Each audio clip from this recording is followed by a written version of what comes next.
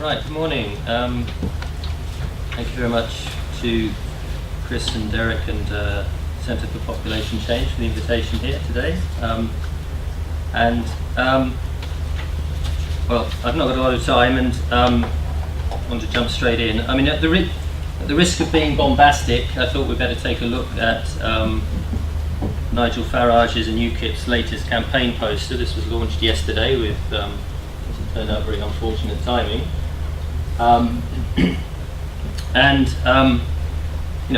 Hopefully, I'll say this sort of straight up front, that hopefully this will be seen, June the 16th will be seen, I think,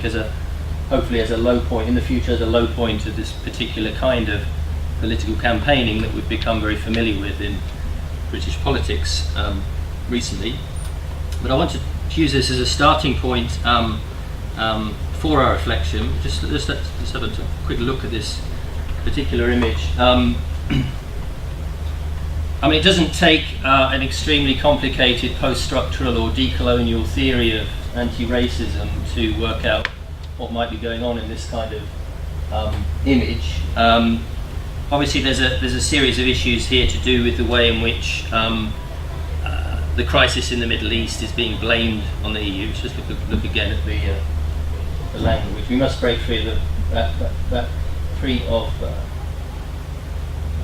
take back control of our borders, free of the EU and take back control of our borders. The EU has failed us all. There's obviously an association of the Middle Eastern crisis and the kind of root causes of global crises in migration with the EU as such. The EU is causing this, and there's obviously a very clear association as well of the refugee issue, of which Britain has largely insulated itself because of its position in Europe on refugees, with the issue of free movement and open borders, of course, within the EU. So these are obvious ways in which it's problematic. In that sense, it's problematic, obviously, also in associating refugees pretty much entirely with young, able-bodied men. These are asylum seekers. There's also a very interesting fact that this particular guy here has been photoshopped into the poster that UKIP uses. I'm basically borrowing this now. There's an interesting analysis of this in the Huffington Post that you can go and look at. There's also an image of this associating it with an old, apparently Nazi German propaganda film from about migrant flows in the mid-century. So there's really a lot of very problematic issues about this. But I think it's kind of interesting also from the point of view of what's going on in in migration studies and the politics and law of all of this.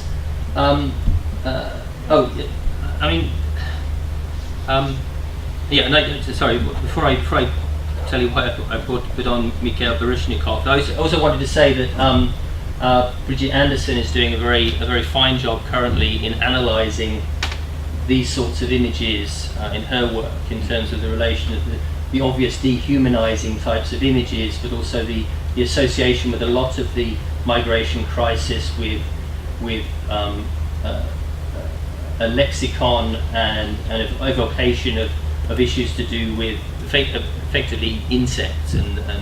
the kind of association of hordes of vermin and parasites and so forth as kind of part of this sort of image. But obviously there's also questions that are being raised, and I'm no expert on refugee studies, but obviously the ongoing crisis of flows of mass migration from disintegrating disaster areas of the world has for a long time put into question the paradigm and the image that was necessary to sustain the post-war refugee accords, the 1948 refugee conventions, recognizing the particular claims in human rights and in international law of refugees as singular dissident type individuals that would be fleeing persecution, versus the very difficult issues of trying to extend the refugee law internationally provision to vast numbers of people who are fleeing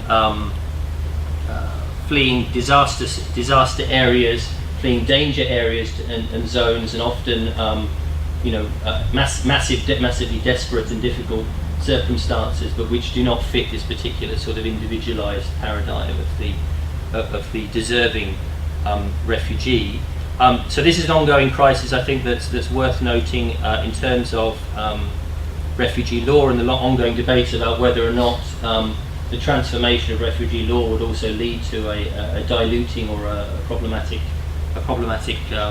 removal of the particularity of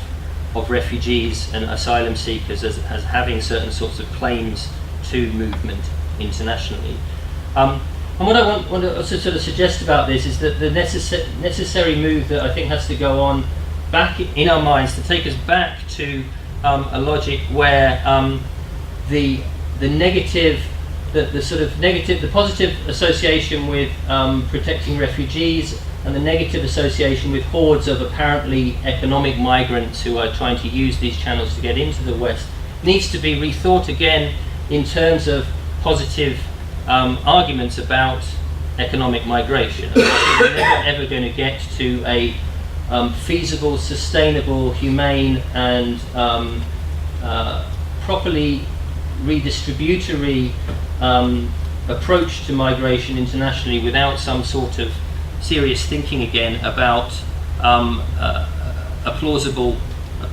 kind of international vision for managed migration. That means economic migration. One of the other things that Bridget Anderson says in some of her analysis of images, she uses these images of boats with Africans packed on and points out the association that keeps being made by the media of these boats with discussion of slavery and images of slave boats and so forth. And she says this is a very, very problematic association in a sense, because again it's a kind of, although it's being used as a kind of, in the name of a certain sort of humanitarian response in some sense, because it's suggesting that trafficking is bad and that this kind of system that's producing these sorts of effects cannot be possibly allowed to happen. It also is another way in which the actual agency of migrants is being removed. That is, the fact that these migrants are actually choosing to move and that they're moving substantially for economic motives, effectively. I mean, that there's a motive for pushing people across borders that is about improving their lives, trying to improve the situation for their families, trying to bring their families and futures into the safety and privilege of Western society and so forth. And that again, from the bottom up, in a sense, from the point of view of the dynamics pushing migration, we also have to deal with the fact that there has to be a recognition of certain sorts of basic economic dynamics, I think, within this. So the question, of course, is, how is this can possibly managed, and how can the mathematics of this vast migration disaster that's playing out internationally in Europe's forced engagement now with the world migration crisis that everybody around the rest of the world has been familiar with for decades, can ever be brought back into the picture in terms of a rational, plausible, and manageable approach to migration. And I think this,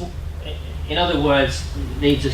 forces us to start to once again engage with the broader issue of the political economy of migration and how a political economy might be conceived compatible with our existing world system economically to develop some sort of response to this. The next picture, I'll leave you to interpret what Boris is doing with this Union Jack. I have I'm a depressive child of the 1980s, and I have a particular habit that was shared with the young British artist of adding the Smiths and Pet Shop Boys song titles to my work in an interpretive sense. I was wondering that this maybe should have been the slogan of the Leave campaign, really. I mean, I think the idea that the EU couldn't happen here, not only shouldn't, but couldn't happen here, I think is really the idea of driving the Leave campaign, in terms of this insistent message that Britain's historical, political, legal particularity or exceptionalism within Europe leaves it permanently kind of outside of the European Union, in terms of its, the legacy of its democratic traditions, the legacy of its particular way of dealing with legal issues, its culture, its economic system, its general positioning in the world globally is different from Europe, that place across the sea. And this is something in many ways that has been reinforced in a lot of EU studies, in a way, and particularly some of the sociological EU studies that I've been engaged in, that have looked at issues of European identity and Britain's particular position in terms of European identity. That is, British ideas about themselves and Europe, their identification with Europe, their enthusiasm for Europe, in all the kind of Eurobarometer type measures, even in certain very sophisticated studies such as Juan Diaz Medrano or Sophie de Duchesne et al.'s work. It's a recent book called Overlooking Europe, that looks at British attitudes on Europe identity in a rich kind of cultural analysis of what British people think about Europe and how it differs from, say, the French or the Belgians or the Germans in Juan Diaz's case. That this has reinforced also this kind of argument that, in a sense, Europe couldn't happen here, or that it's very problematic in many ways because of this particular position that Britain takes in all of this. And of course, I think one of the reasons, I'm going to just drop this in, one of the reasons obviously I think is that lies at the historical root of this is Britain's lack of experience of war on its own territory, in its own physical occupation of the Second World War, and I think also the experience of fascism effectively as a political ethos. And that's why I think it's particularly dangerous when British politicians start getting a little bit too self-confident about British resilience, in some sense, to some of the dangers that they see out there in European society and European politics, and particularly foreign muck like human rights and constitutional law, which are sort of also kind of things that we discussed in terms of rejection. But of course, my engagement in EU studies has long been arguing the opposite, that not only did Europe happen in Britain, but not only it could happen in Britain, but it did happen in Britain, and it happened in a spectacular way over the last 20 or 30 years. That is, that we have signally failed to pick up in our understanding of the changes of British society since, really obviously since it joined in the 1970s, but I think particularly in the 1990s and 2000s, just how deeply and profoundly Europeanized Britain became in all kinds of positive ways, that in many senses, if you take particularly the measurement of Britain's willingness to allow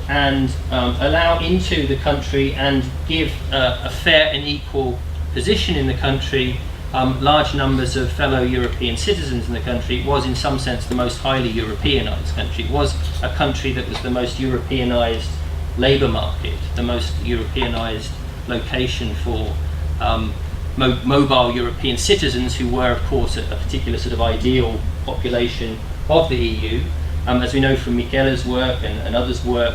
the British have also been extremely enthusiastic in being European and going out of Europe as well, and using their European rights to locate to other parts of Europe and to devise new sorts of transnational lifestyles that involve the European space and the free-moving space that they have access to, and that in many ways some of the banal and everyday aspects of European rights as they exist for all of Europe have been very strongly incorporated into everyday habits of Europe. This leads to this leads me to start thinking about, about how we might think about the effects of this in a more systematic, comparative way. And this is where I want to go with this presentation, to give you a glimpse. So I've had about 15 minutes.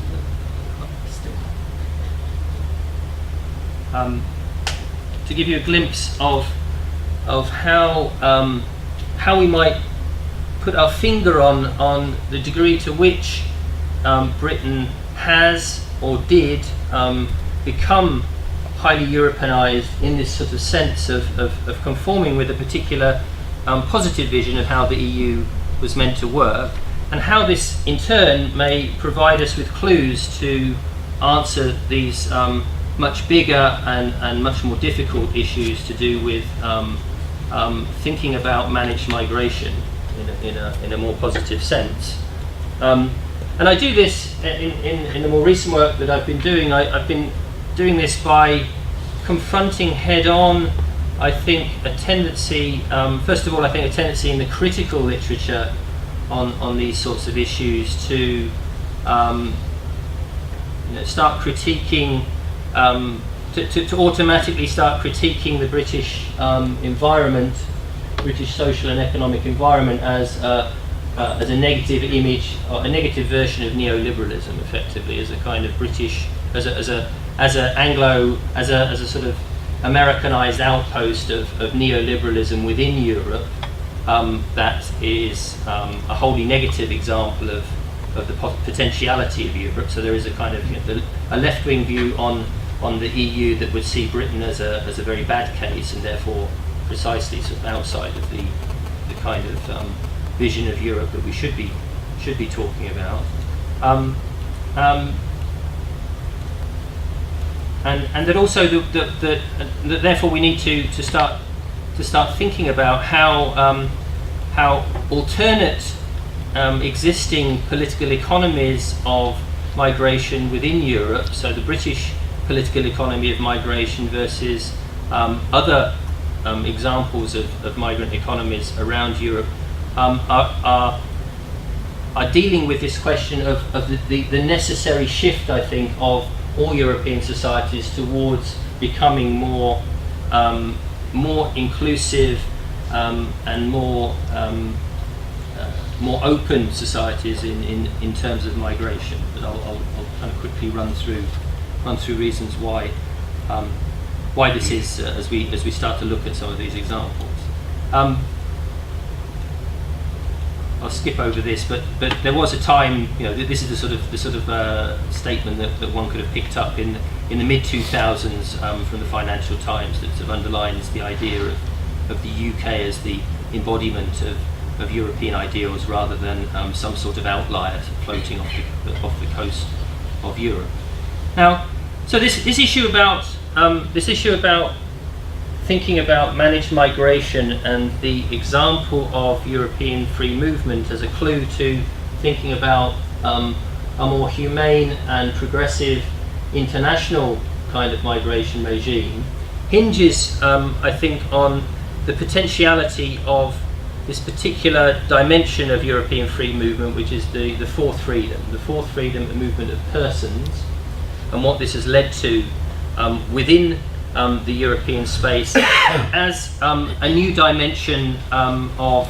rights and of freedom beyond the nation state, and the freedom, a fundamental kind of international freedom of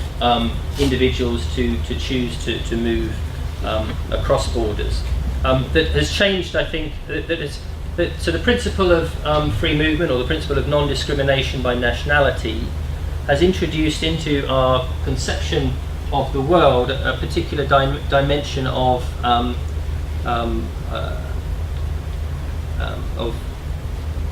freedom.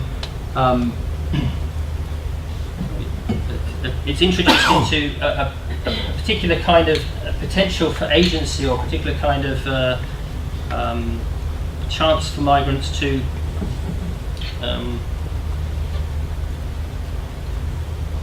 to claim rights that are outside of a national logic of citizenship. And this is the kind of a reconstruction, in a sense, of the elements of the model of free movement as it was conceived, I think, within the EU as a ideal economic theory of integration, in which the fourth freedom, the freedom movement of persons, would add a new dimension to an integrating liberal democratic economic space. And this is why I think the EU is not yet, or it is still, insofar as it has this particular kind of potentiality, not just another generic example of global neoliberalism. So the third line down points to this. The four freedoms of capital, goods, services, and persons, plus capital, goods, services, plus persons, makes it distinctive from other kinds of free movement regimes in the world, such as NAFTA, and that we need to start moving towards a recognition of the profound impact of this non-discrimination clause against persons as part of the open economic building of the continent, in a way that has changed very decisively relations with the privileges of citizenship, the privileges of nationals, that has always been the source of other kinds of liberal democratic protections of individuals. So it's where cosmopolitanism comes in. It was particularly important in the way in which it leads to the inclusion of East European member states within the same range of potentialities. It was, of course, in typical managed migration fashion, a vision of movement, a vision of migration as an integratory factor that would provide conditions of success in terms of a win-win-win, a win for the migrants who choose to move, for the receiving society to get the benefits of migrants, but also a win for sending societies as they send back capital and get integrated into European space. It was premised very much on the circulation mobilities of migrants rather than immigration, so it has to lead to a particular sort of integrative system that sends back sends capital and business in the other direction. So going back to Eastern Europe, if people are moving in one direction, other kinds of economic forces are integrating the continent in another direction. And it's particularly important, I'd say, it's particularly important for its positive development effects and the effects of integration in that sense. And it's a strongly liberal vision in terms of its lifting up of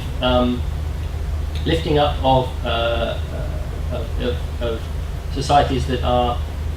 positioned unequally within the space in an initial sense. So the circulation of integration works this way. And I think it was particularly also a vision that had a strong exterior element to it. That is, this is perhaps where the limitations of the EU utopia have been most visible, because of the way in which the border regime has increasingly moved towards a more securitized fortress-like space. But there was a serious effort, I think, in the 1990s to connect the internal opening of borders with the external opening of borders through European neighbourhood policies and through all kinds of agreements with European neighbours about selective opening of borders to different categories of free movement that would move towards a direction that starts to extend the integratory effects of free movement beyond the limits of the EU. So this is the kind of ideal model of the 1990s, and of course we know empirically looking back at this period historically that there have been just as much failures as there have been successes with this attempt to kind of create a utopia of free movement in this sense. But it is certainly the case, I think, that in a very simple sort of way, Britain's particular positioning in Europe and its opening of the borders without accession barriers in 2004 along with Ireland and Sweden, but particularly Britain's choice to do this versus the choice of other member states to not open accession barriers meant that it instigated a particular policy of free movement that has led it to become for a certain period of time a new kind of example of the potentialities of a very high level of migration internally that was having all kinds of other positive integratory external development effects as well at the same time. And I just put up the standard sorts of images here about how it was working in some sense in an idealized way as regards the UK and Poland, through looking at the numbers of Ryanair, basically airports with cheap airlines servicing this particular kind of transnational relationship that was going on. And we're seeing also, as migrants come into the economy here, there's both the effects of migrants on this economy, but also the effects going back in the other direction.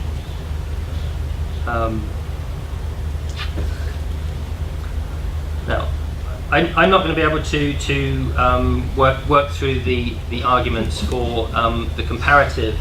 analysis, but the key issue, of course, is if we take this as a kind of quasi-national experiment, effectively, in which the borders were opened and Britain opened itself to high levels of internal EU migration within this particular logic of European integrative space, how has Britain done as relation to its other northwestern neighbours? And I think this is one of the most frustrating elements, I think, of the ongoing British debate, is its lack of comparative awareness of just how poorly, in a sense, its closest European neighbours have done in embracing the particular potentialities or benefits of a free movement regime, as opposed to other kinds of more restrictive migration practice. That is, the British experience with internal free movement has, over time, even amongst those that initially promoted it, say within the Labour Party, been recognised as some kind of disaster, an unprecedented problem that was never expected because so many migrants came and we never expected this to happen, and so forth. Whereas, in fact, the kind of comparative evidence that, on the face of it, we might want to look at would suggest that it worked very differently. So the French, for example, this is a Polish poster referring to the fact that the French had a problem with Polish plumbers that drove the 2005 constitutional rejection. The French didn't receive the they weren't receiving the population that was fueling the anti-constitutional debates. The population was going elsewhere, and the French economy remained very resistant to this. Skip this. With Denmark, this is, I think, another part of the argument that needs problematizing is the tendency, of course, in the varieties of capitalism literature to present Denmark as an idealized, controllable, feasible social democratic alternative within Europe. And yet we've seen over the recent times all of the problems really emerging with the Danish attempt to insulate itself from this fundamental shift towards more open-bordered migrant economies. There's a quite complicated logic that I would need to go through to explain why Esping Andersen's idealized model of the Danish welfare state really doesn't engage at all fundamentally with this challenge of how advanced European liberal capitalist democracies are ever going to come to terms with the immigrant challenge, and it's to do with the way in which the Danish economy protects and maintains a very high labour market protection, but also wage levels and taxation levels and so forth, to preserve a particular service economy that encourages employment, particularly of women and families, working women within the economy, and necessarily sort of keeps the challenge of immigrant alternative immigrant service producers out of the economy. And the argument would need to think about whether or not there is in fact a more regulated social democratic alternative to the British model, which is compatible with high levels of migration. And I think why Germany has recently become a more obviously alternative model to the British model is precisely because I think the German model is beginning to recognise the fact that if it can go beyond its particular solution, the particular solution to this problem was much more along the lines of a kind of secondary segmented labour market type of model for many years. It kept the Poles and the Turks and other workers isolated from the primary labour market, preserving the high standards and so forth of German labour. That now is, I think, changing as Germany shifts towards a more multicultural kind of vision, while retaining some of the benefits of its own growth model, which is a sort of manufacturing-based model rather than a services-based model, and while retaining a very high protection and provision for other kinds of migrants, such as the refugee, its response to the refugee crisis. And I think it is on a kind of large scale, which is why I think it needs to be put up alongside the British case, for example, and the other potential model, the other game in town, as it were. I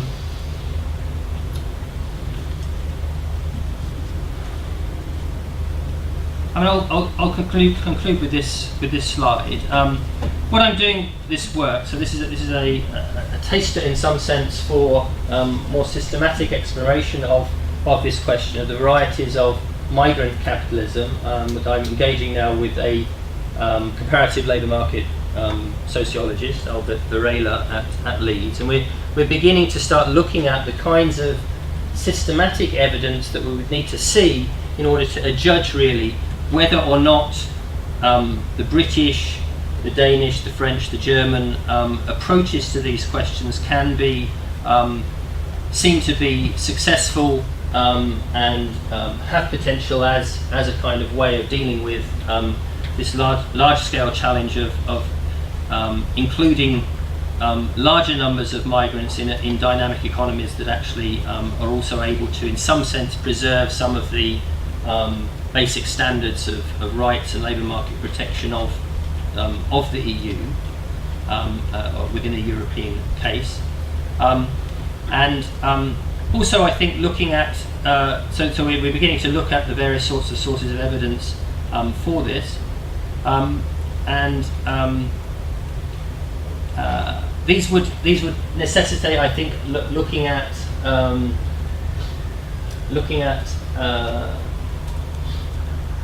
overall numbers of migrants. We need to know much more about the balance of high-skilled versus lower-skilled migrants in these economies. We need to know much more about the selection effects. I mean, the apparent positive of the British economy up to a certain point in time was its very highly positive selection effects. The fact that it was very young, very dynamic,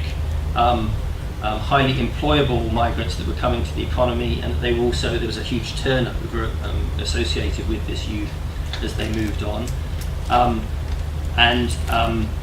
There was also, as suggested by the earlier picture of Polish migration, it was very much dependent on the potential of transnational movement within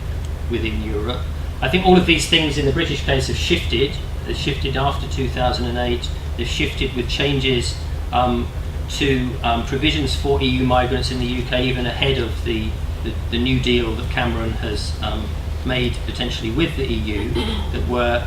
reducing in fact the equality of conditions that EU migrants were enjoying within Britain, which is what led to its attractiveness and its sort of reputation for non-discrimination, fair play and openness. I think there has been a shift, a distinctive shift as well within the British case that would only continue further, I think, with any kind of Brexit towards the use of posted workers or workers coming in under other sorts of legal regimes. There would be a shift from regular migration to irregular migration, of course. And as we're hearing, also the shift in ambience, in some sense, for migration in the UK, I think, has also decisively tipped things in a certain direction towards a sense in which migrants are much less likely to see themselves as free movers and are much more likely to see themselves as immigrants that need to make immigrant decisions about settlement, about bringing their families over, about naturalising, as we're going to hear also, I think, in the later talk from Chris and Derek. And so these are the shifts that we need to start looking at in terms of evidence, and there's various bits of, I think, various sorts of parts of this argument already explored in some of these works, but works that I think will help us understand exactly what the possibilities and potentialities are for this going forward. And I leave you again with Nigel Farage, is that, of course, a key aspect of any kind of political economy is going to need also to build in this issue of the political constraints of all of this. That is, what kind of a rational economic political economy, even if it is working well and even if you can produce the facts to show the sustainable and viable economic migration model, whether it's for EU migrants or for global migrants more generally, what kind of migration model is ever going to be compatible with the current scenario of democratic politics across Europe, which is, of course, that there is a very, very low level of sustainability politically in democratic terms for these questions. And of course, the image of Nigel Farage here could easily be replaced by an image of Marine Le Pen, or images of Alternative for Germans or Pia Kjærsgaard from Danish People's Party and so forth. I mean, this I think is also the other dimension of this particular equation that we're facing with migration that is extraordinarily difficult to face, which I think the Brexit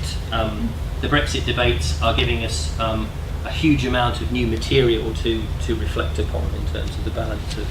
of economic, sociological and political evidence on this question. Thank you very much. Well, thank you very much.